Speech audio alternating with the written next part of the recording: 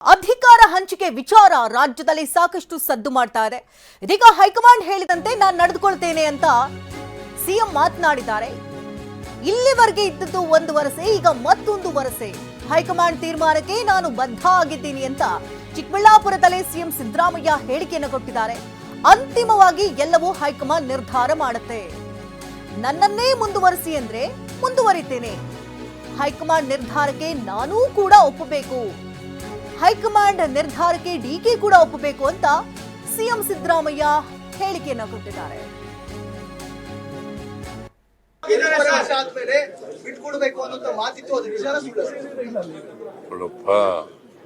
ಹೈಕಮಾಂಡ್ನವರು ಏನ್ ತೀರ್ಮಾನ ಮಾಡ್ತಾರೆ ಅದರಂತೆ ನಡ್ಕೊಳ್ಳೋದು. ಹೈಕಮಾಂಡ್ನವರು ಏನ್ ತೀರ್ಮಾನ ಮಾಡ್ತಾರೆ ಅದರಂತೆ ನಡ್ಕೊಳ್ಳೋದು. ಹೈಕಮಾಂಡ್ನವರು ಏನ್ ಹೇಳ್ತಾರೆ ಅಥವಾ ನಾವು ಕೇಳೋದು. ನಮ್ಮಲ್ಲಿ ಹೈಕಮಾಂಡ್ ಇದೆ. ಹೈಕಮಾಂಡ್ ತೀರ್ಮಾನ ಮಾಡಿದ್ರೆ ಏನ್ ನನ್ನನ್ನೇ ಮುಂದುವರಿಸಿ ಅಂತಂದ್ರೆ ಮುಂದುವರಿತೀವಿ. ಗೊತ್ತಾಯ್ತಾ? ಹೈಕಮಾಂಡ್ ಏನ್ ತೀರ್ಮಾನ ಮಾಡ್ತದೆ ಅಂತಿಮವಾಗಿ ಹೈಕಮಾಂಡ್ ನಾನು ಒಪ್ಕೋಬೇಕು, ಡಿಕೆ ಶಿವಕುಮಾರ್ ಒಪ್ಕೋಬೇಕು. ಹೈಕಮಾಂಡ್ ಅಂತ ಹೇಳೋದ್ರ ಮೇಲೆ ಪುನಃ ಪ್ರಶ್ನೆ ಕೇಳ್ತಾ ಇದೆಯಲ್ಲ. ಹೈಕಮಾಂಡ್ ಅಂತ ಹೇಳೋದ್ರ ಮೇಲೆ ಪುನಃ ಪ್ರಶ್ನೆ ಕೇಳ್ತಾ ಇದೆಯಲ್ಲ. ಹೈಕಮಾಂಡ್ ಅಂತ ಹೇಳೋದ್ರ ಮೇಲೆ ಪುನಃ ಪ್ರಶ್ನೆ ಕೇಳ್ತಾ ಇದೆಯಲ್ಲ. 4-5 ತಿಂಗಳ ಹಿಂದೆ ಹೈಕಮಾಂಡ್ ಭೇಟಿಯಾಗಿದ್ದೆ. ಹೈಕಮಾಂಡ್ ನಾಯಕರನ್ನ ನಾನು ಭೇಟಿ ಮಾಡಿದ್ದೆ ಅಂತ ಸಿಎಂ ಮಾತನಾಡಿದ್ದಾರೆ. ಸಚಿವ ಸಂಪುಟ ಪುನರ್ರಚನೆ ಬಗ್ಗೆ ಪ್ರಸ್ತಾಪ ಕೂಡ ಮಾಡಿದೆ ಹೈಕಮಾಂಡ್ ನಾಯಕರನ್ನ ಭೇಟಿ ಮಾಡಿದಂತ ಸಂದರ್ಭದಲ್ಲಿ ಅಂತ ಚಿಕ್ಕಬಳ್ಳಾಪುರದಲ್ಲಿ ಮುಖ್ಯಮಂತ್ರಿ ಸಿದ್ದರಾಮಯ್ಯ ಹೇಳಿಕೆಯನ್ನು ಕೊಟ್ಟಿದ್ದಾರೆ.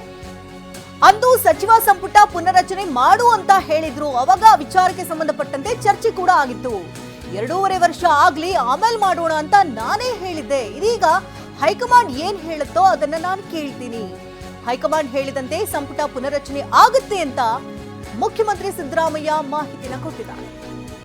ಅಲ್ಟಿಮೇಟ್ಲಿ ಹೈಕಮಾಂಡ್ ನಾನು 4-5 ತಿಂಗಳ ಹಿಂದೆ ರೀಸಫಲ್ ಮಾಡಲಿಕ್ಕೆ ಹೋಗಿದ್ದೆ. ಅವ್ರು ಏನಂತ ಹೇಳಿದ್ರು, ಮಾಡುವಂತ ಹೇಳಿದ್ರು. ಈಗ 5 ತಿಂಗಳಿಂದೆ. ಆಮೇಲೆ ನಾನು ಹೇಳಿದೆ 2.5 ವರ್ಷ ತುಂಬಲಿ ಆಮೇಲೆ ಮಾಡೋಣ ಅಂತ ಹೇಳಿದೆ. ಗೊತ್ತಾಯ್ತಾ? ಈಗ ಹೈಕಮಾಂಡ್ ಅವ್ರು ಏನ್ ಹೇಳ್ತಾರೆ ಅದರಂತ ಮಾಡ್ಕೊ. ಅಲ್ಟಿಮೇಟ್ಲಿ ಹೈಕಮಾಂಡ್ ನಾನು 4-5 ತಿಂಗಳ ಹಿಂದೆ ರೀಸಫಲ್ ಮಾಡಲಿಕ್ಕೆ ಹೋಗಿದ್ದೆ. ಅವ್ರು ಏನಂತ ಹೇಳಿದ್ರು, ಮಾಡುವಂತ ಹೇಳಿದ್ರು. ಈಗ 5 ತಿಂಗಳಿಂದೆ. ಆಮೇಲೆ ನಾನು ಹೇಳಿದೆ 2.5 ವರ್ಷ ತುಂಬಲಿ ಆಮೇಲೆ ಮಾಡೋಣ ಅಂತ ಹೇಳಿದೆ. ಗೊತ್ತಾಯ್ತಾ? ಈಗ ಹೈಕಮಾಂಡ್ ಅವ್ರು ಏನ್ ಹೇಳ್ತಾರೆ ಅದರಂತ ಮಾಡ್ಕೊ. ಅಲ್ಟಿಮೇಟ್ಲಿ ಹೈಕಮಾಂಡ್ ನಾನು 4-5 ತಿಂಗಳ ಹಿಂದೆ ರೀಸಫಲ್ ಮಾಡಲಿಕ್ಕೆ ಹೋಗಿದ್ದೆ. ಅವ್ರು ಏನಂತ ಹೇಳಿದ್ರು, ಮಾಡುವಂತ ಹೇಳಿದ್ರು. ಈಗ 5 ತಿಂಗಳಿಂದೆ. ಆಮೇಲೆ ನಾನು ಹೇಳಿದೆ 2.5 ವರ್ಷ ತುಂಬಲಿ ಆಮೇಲೆ ಮಾಡೋಣ ಅಂತ ಹೇಳಿದೆ. ಗೊತ್ತಾಯ್ತಾ? ಈ ಬಗ್ಗೆ ಹೆಚ್ಚಿನ ಡೀಟೇಲ್ಸ್ ಅನ್ನ ಕೊಡೋದಕ್ಕೆ ನೇರ ಸಂಪರ್ಕದಲ್ಲಿ ಪ್ರಸನ್ನ ಇದ್ದಾರೆ. ಹಾಗೆ ದೆಹಲಿ ಪ್ರತಿನಿಧಿ ಮಹೇಶ್ ಕೂಡ ನೇರ ಸಂಪರ್ಕದಲ್ಲಿ ಜಾಯ್ನ್ ಆಗಿದ್ದಾರೆ. ಸೊ ಮೊದಲಿಗೆ ರಾಜ್ಯದಿಂದ ಮಾಹಿತಿನ ಪಡ್ಕೊಳ್ಳೋಣ. ಪ್ರಸನ್ನ, ಈ ಪಟ್ಟದ ಆಟ ಯಾವ ರೀತಿ ಆಗಿದೆ ಅಂತಂದ್ರೆ ನೀ ಕೊಡೆ ನಾ ಬಿಡೆ ಅನ್ನೋ ರೀತಿಯಲ್ಲಿ ಕಾಣಿಸ್ತಾ ಇದೆ ಮೇಲ್ನೋಟಕ್ಕೆ. ಜೊತೆಗೆ ಇಷ್ಟು ದಿನ ಸಿದ್ದರಾಮಯ್ಯ ಬೇರೆ ರೀತಿಯಲ್ಲಿ ಮಾತನಾಡ್ತಾ ಇದ್ರು. 5 ವರ್ಷ ನಾನೇ ಸಿಎಂ, ಅಧಿಕಾರ ಹಂಚಿಕೆ ಮಾತೇ ಇಲ್ಲ ಅಂತಿದ್ದವರು ಈಗ ವರಸೆಯನ್ನ ಬದಲಾಯಿಸಿದ್ದಾರೆ. ಹೈಕಮಾಂಡ್ ಏನ್ ಹೇಳುತ್ತೋ ಅದಕ್ಕೆ ನಾನು ಬದ್ಧ ಆಗಿದ್ದೀನಿ. ಜೊತೆಗೆ ಸಂಪುಟ ಪುನರ್ರಚನೆ ವಿಚಾರ ಈ ಹಿಂದಿನ ಚರ್ಚೆಯಾಗಿತ್ತು. ಹೈಕಮಾಂಡ್ ತಿಳಿಸಿತ್ತು, ನಾನೇ ಬೇಡ ಅಂತ ಹೇಳಿದೆ, ಆದ್ರೆ ಈಗ ಆಗಬಹುದು ಅನ್ನುವಂತ ಮಾತುಗಳನ್ನ ಹಾಡ್ತಿದ್ದಾರೆ. ಸೊ ಏನಾಗ್ತಾ ಇದೆ ಅಧಿಕಾರ ಹಂಚಿಕೆ ವಿಚಾರಕ್ಕೆ ಸಂಬಂಧಪಟ್ಟಂತ ಬೆಳವಣಿಗೆಗಳು? ಶಕುಂತಲಾ, ರಾಜ್ಯ ಕಾಂಗ್ರೆಸ್ನಲ್ಲಿ ಎದ್ದಿರುವಂತಹ ನಾಯಕತ್ವ ಬದಲಾವಣೆಯ ಗೊಂದಲಗಳು ಇಲ್ಲಿ ಬಗೆಹರಿಯೋದಿಲ್ಲ, ಅದು ದೆಹಲಿಯ ಅಂಗಳದಲ್ಲಿ ಮಾತ್ರ ಬಗೆಹರಿಯೋದಕ್ಕೆ ಸಾಧ್ಯ ಅನ್ನುವಂಥದ್ದು ಇದೀಗ ಮತ್ತೊಮ್ಮೆ ಸ್ಪಷ್ಟವಾಗ್ತಾ ಇದೆ. ಇದೀಗ ಮಲ್ಲಿಕಾರ್ಜುನ್ ಖರ್ಗೆ ಅವರು ಕೂಡ ನಿನ್ನೆ ಸ್ಪಷ್ಟಪಡಿಸಿದ್ರು, ರಾಹುಲ್ ಗಾಂಧಿ ಅವರ ಜೊತೆ ಚರ್ಚೆ ಮಾಡಿ ಒಂದು ಅಂತಿಮ ತೀರ್ಮಾನವನ್ನು ತೆಗೆದುಕೊಳ್ತೀವಿ ಅಂತ ಹೇಳಿ. ಇವತ್ತು ಅದಕ್ಕೆ ಮತ್ತೊಮ್ಮೆ ಮಾತನಾಡಿರುವಂತಹ ಮುಖ್ಯಮಂತ್ರಿ ಸಿದ್ದರಾಮಯ್ಯನವರು ಕೂಡ ಹೈಕಮಾಂಡ್ ಏನು ತೀರ್ಮಾನ ತೆಗೆದುಕೊಳ್ಳುತ್ತೋ ಅದೇ ಅಂತಿಮ ತೀರ್ಮಾನ ಅನ್ನುವಂತಹ ಮಾತನ್ನ ಹೇಳಿದ್ದಾರೆ.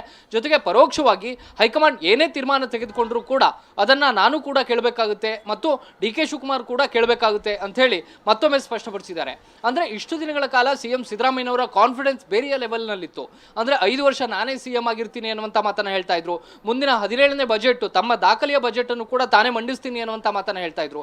ಆದ್ರೆ ಇವತ್ತು ಚಿಕ್ಕಬಳ್ಳಾಪುರದಲ್ಲಿ ಮಾತನಾಡಿರುವಂತ ಸಿದ್ದರಾಮಯ್ಯನವರ ಧಾಟಿ ಮತ್ತು ಆ ಒಂದು ವರಸೆ ಮತ್ತು ಬಿಟ್ವೀನ್ ದ ಲೈನ್ ಅವು ಬೇರೆ ಬೇರೆ ಅರ್ಥವನ್ನ ಕೊಡ್ತಾ ಇದ್ದಾವೆ. ಅಂದ್ರೆ ಹೈಕಮಾಂಡ್ ಮುಂದುವರಿಯೋದಕ್ಕೆ ಅವಕಾಶವನ್ನ ಕೊಟ್ಟಿದ್ದೆ, ಆದ್ರೆ ತಾನು ಮುಂದುವರಿತೀನಿ ಅನ್ನುವಂತ ಮಾತನ್ನ ಸಿದ್ದರಾಮಯ್ಯ ಸ್ಪಷ್ಟ ಸ್ಪಷ್ಟಪಡಿಸ್ತಿದ್ದಾರೆ. ಅಕಸ್ಮಾತ್ ಹೈಕಮಾಂಡ್ ಅದಕ್ಕೆ ವಿರುದ್ಧವಾದಂತಹ ನಿರ್ಧಾರ ಮಾಡಿದ್ರೆ ಆವಾಗಲೂ ಕೂಡ ಸಿದ್ದರಾಮಯ್ಯನವರು ಹೈಕಮಾಂಡ್ ಏನ್ ಸೂಚನೆ ಕೊಡುತ್ತೋ ಅದನ್ನ ತಾನೂ ಕೂಡ ಕೇಳಬೇಕು, ಡಿ ಕೆ ಶಿವಕುಮಾರ್ ಕೂಡ ಕೇಳಬೇಕು ಅನ್ನುವಂತಹ ಅರ್ಥದಲ್ಲಿ ಮಾತನಾಡಿದ್ದಾರೆ. ಅಂದ್ರೆ ಅರ್ಥ ಡಿ ಕೆ ಶಿವಕುಮಾರ್ ಈಗಾಗಲೇ ಶಾಸಕರ ಮೂಲಕ ಒತ್ತಡವನ್ನ ಹೈಕಮಾಂಡ್ ನಾಯಕರ ಮೇಲೆ ಹೇರ್ತಾ ಇದ್ದಾರೆ. ಕೇವಲ ಮಲ್ಲಿಕಾರ್ಜುನ್ ಖರ್ಗೆ ಮಾತ್ರವಲ್ಲ, ರಾಹುಲ್ ಗಾಂಧಿ ಅವರ ಮೇಲೆಯೇ ಈ ಒತ್ತಡಗಳು ಹೆಚ್ಚಾಗ್ತಾ ಇದಾವೆ. ರಾಹುಲ್ ಗಾಂಧಿ ಎಲ್ಲಿ ತನಕ ಈ ಒಂದು ಮಧ್ಯಸ್ಥಿಕೆಯ ಸಭೆಯನ್ನ ನಡೆಸಿ ಸಿದ್ದರಾಮಯ್ಯ ಮತ್ತು ಡಿ ಕೆ ಶಿವಕುಮಾರ್ ಇಬ್ಬರನ್ನು ಕೂಡ ಒಟ್ಟಿಗೆ ಕೂತು ಮಾತುಕತೆಯನ್ನ ನಡೆಸಿ ಮುಂದಿನ ಅವಧಿಯ ಬಗ್ಗೆ ಒಂದು ಸ್ಪಷ್ಟತೆಯನ್ನ ಕೊಡದ ಹೊರತು ಯಾವುದೂ ಕೂಡ ಕ್ಲಿಯರ್ ಆಗೋದಿಲ್ಲ. ರಾಹುಲ್ ಗಾಂಧಿಯಿಂದ ಬಂದ್ರೆ ಮಾತ್ರ ತಾನು ಕೇಳೋದಕ್ಕೆ ಸಿದ್ಧ ಅಂತ ಹೇಳಿ ಸಿದ್ದರಾಮಯ್ಯನವರು ಭಾವಿಸಿದ್ದಾರೆ ಮತ್ತು ಅದನ್ನ ಪರೋಕ್ಷವಾಗಿ ಕೂಡ ಹೇಳ್ತಾ ಇದ್ದಾರೆ. ಸಿದ್ದರಾಮಯ್ಯನವರಿಗೆ ಇರುವಂತಹ ವಿಶ್ವಾಸ ಇಲ್ಲಿಯ ತನಕವೂ ಕೂಡ ರಾಹುಲ್ ಗಾಂಧಿ ನಾಯಕತ್ವ ಬದಲಾವಣೆ ವಿಚಾರದಲ್ಲಿ ಎಲ್ಲಿಯೂ ಕೂಡ ಮಾತನಾಡಿಲ್ಲ. ಮುಂದಿನ ದಿನಗಳಲ್ಲೂ ಕೂಡ ಒಬಿಸಿಯ ಸಮುದಾಯವನ್ನ ಗಟ್ಟಿಯಾಗಿ ಹಿಡಿದುಕೊಂಡಿರುವಂತ ತನ್ನನ್ನ ಬದಲಾಯಿಸೋದಕ್ಕೆ ರಾಹುಲ್ ಗಾಂಧಿ ಮನಸ್ಸು ಮಾಡೋದಿಲ್ಲ ಅನ್ನುವಂಥ ವಿಶ್ವಾಸದಲ್ಲಿ ಇದೀಗ ಸಿದ್ದರಾಮಯ್ಯನವರು ಇದ್ದಾರೆ. ಹೀಗಾಗಿ ರಾಹುಲ್ ಗಾಂಧಿಯ ಕಡೆ ಬೆಟ್ ಮಾಡಿ ತೋರಿಸ್ತಾ ಇರುವಂತಹ ಮಲ್ಲಿಕಾರ್ಜುನ್ ಖರ್ಗೆ, ರಾಹುಲ್ ಗಾಂಧಿಯನ್ನೇ ನಂಬಿಕೊಂಡಿರುವಂತಹ ಸಿದ್ದರಾಮಯ್ಯನವರು, ಜೊತೆಗೆ ರಾಹುಲ್ ಗಾಂಧಿಯೇ ಇದನ್ನ ಸಮಸ್ಯೆಯನ್ನ ಬಗೆಹರಿಸಲಿ ಅಂತ ಇರುವಂತಹ ಡಿ ಕೆ ಶಿವಕುಮಾರ್, ಮೂವರು ನಾಯಕರ ಅಭಿಪ್ರಾಯದ ಪ್ರಕಾರ ರಾಹುಲ್ ಗಾಂಧಿ ಒಂದು ಸಭೆಯನ್ನ ನಡೆಸಿ ಒಂದು ಅಂತಿಮ ತೀರ್ಮಾನ ತೆಗೆದುಕೊಳ್ಬೇಕಂತ ಅನಿವಾರ್ಯ ಪರಿಸ್ಥಿತಿ ಅಂತೂ ಸೃಷ್ಟಿಯಾಗ್ತಾ ಇದೆ. ಅದಕ್ಕೆ ವೇದಿಕೆ ಯಾವಾಗ ಅನ್ನುವಂಥದ್ದು ಪ್ರಶ್ನಾರ್ಥಕ. ಆದ್ರೆ ರಾಹುಲ್ ಗಾಂಧಿ ಸೂಚನೆ ಕೊಟ್ರೆ ಡಿ ಕೆ ಶಿವಕುಮಾರ್ ಕೂಡ ಮೌನವಾಗಿ ಉಳಿಬೇಕು, ಸಿದ್ದರಾಮಯ್ಯನವರು ಕೂಡ ಮೌನವಾಗಿ ಉಳಿಬೇಕಂತ ಪರಿಸ್ಥಿತಿ ಬರಬಹುದು. ಶಕುಂತಲಾ.